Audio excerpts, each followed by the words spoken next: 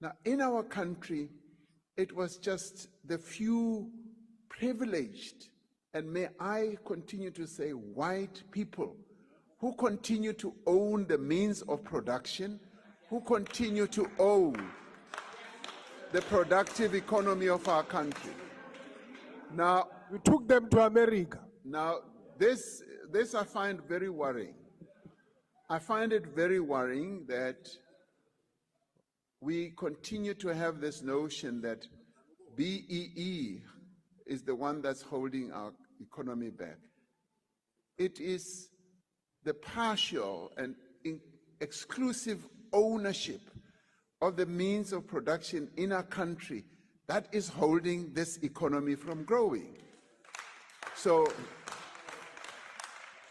what we seek to do, as set out in the Equality Clause in our Constitution, to redress the imbalances of the past. If we accept that the ownership of our economy is imbalanced, the clause on equality in our Constitution seeks to undo that, to redress that.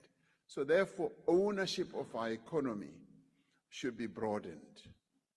And I can tell you, Dr. Mulder, there's nothing that gives our people joy, particularly black people, as they go around and they find that this production facility is owned by a black person. It warms one's heart. It makes us feel so good, because we've come from a horrible past when that was not allowed by law, where people were arrested. If you wanted to set up an economic facility in town, you were put to jail. But today, we are saying all that must be put behind us. We must allow more and more people to play an important role in the economy of our country. And this is what baffles me by those who are opposed to black economic empowerment. I say, what do you want to see happening? Do you want to see black people continuing to play the role of laborers, drawers of water, hewers of wood, and consumers only? Why can't black people be made to own productive aspects of our economy? Why can't they be rich as well? That is what needs to happen. Because it is when they get to that level. Dr. Mulder, you look at the Afrikaners, the history of your people. If you look at the history of your people, they were held back by the English.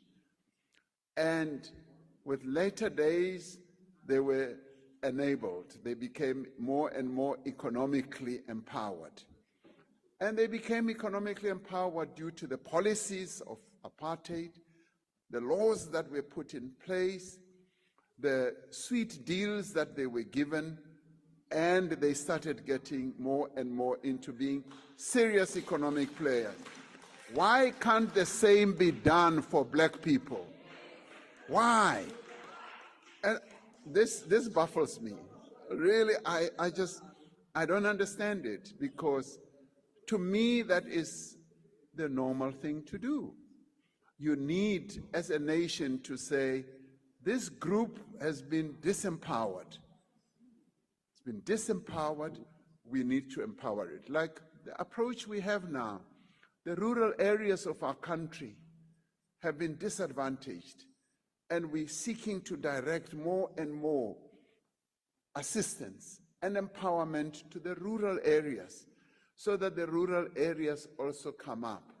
Now, anyone who will tell me that that is wrong, really, I think they must have their heads examined, because that cannot be the case.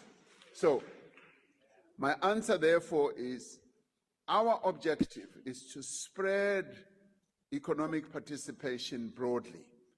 And I will hold on to the argument that the more we have previously disadvantaged people playing a role in the economy of their own country, the